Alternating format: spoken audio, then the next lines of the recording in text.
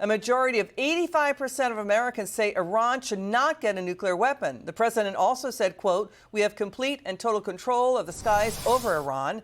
Joining us now, the host of My View with Lara Trump. Lara Trump is with us. Lara, it's always great to see you. You know what's really interesting, Lara? We have to talk about this.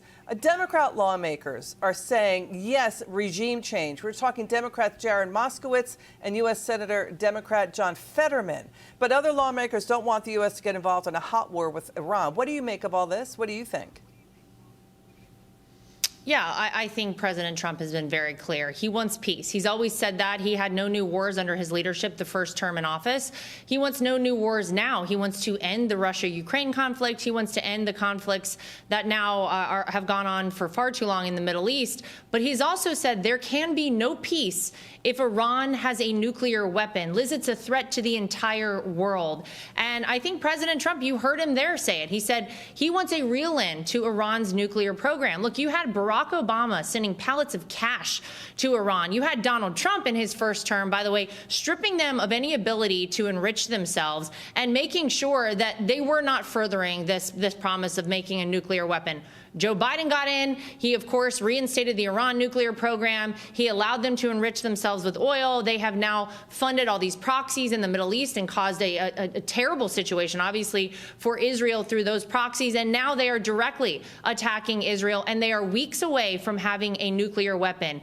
It is a no-go. It's a no-go for President Trump. And he said, in whatever way we have to stop them from having a nuclear weapon, we will do it. It's a tough situation. No one wants to see us in a war. And I don't think President Trump does either, but he's been very clear that if Iran is not willing to prove that they are not, making nuclear weapons there and in that program, he's going to have to take matters into his own hands. Well, many lawmakers say UN appeasement, Barack Obama's appeasement, Joe Biden's appeasement of Iran brought this to President Trump. Do you think it's now about regime change in Iran, that President Trump could make history getting rid of truly hideous religious theocratic dictators on the level of Nazism?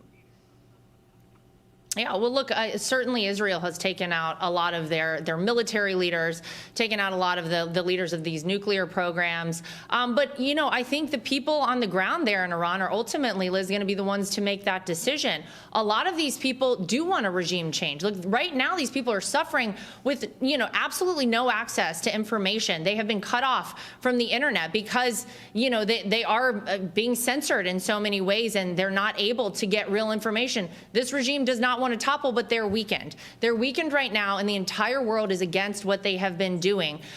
So I think it's going to be ultimately up to the Iranian people. But if Israel is obviously able to take out more of their leadership there, and ultimately maybe it comes down to the United States assisting them in some way. I know that we've got to protect our biggest and closest Middle Eastern ally in Israel.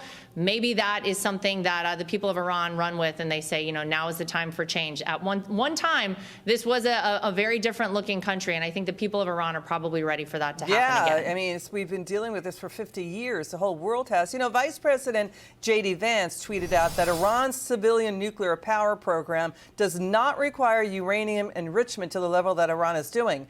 It's now at 60% enrichment to uranium-235. It just takes 3 to 5% of that to power civilian nuclear power plants. The Iran government is not supported by the average Iranian. Israel is bombing Iranian oil fields, knocking out their fuel depots. Israel also pointed out that Iran has not killed a single soldier in this war, only Israeli civilians, Lara. Yeah, which is horrific. And you heard President Trump talking about how awful it is there to see these scenes, Liz, of total destruction in some of these Israeli neighborhoods. It's terrible. And look, President Trump himself doesn't want to see this happen on either side. It's why he posted something earlier today where he said, get out of Tehran. If you are there, get out. We don't want more death and destruction on either side of this. But I think it just goes to show you that this is a regime and the Iranian leadership that does not care about human life. This is a proof positive of that, and they've done time and time again. Every time you look at this regime, things that are just atrocious and go against humanity in so many different ways. But this is just another example of the lows that they will continue to stoop to, and I think a lot of people are ready to see that end. Lara Trump, thank you so much for being with us again tonight. It's great to see you.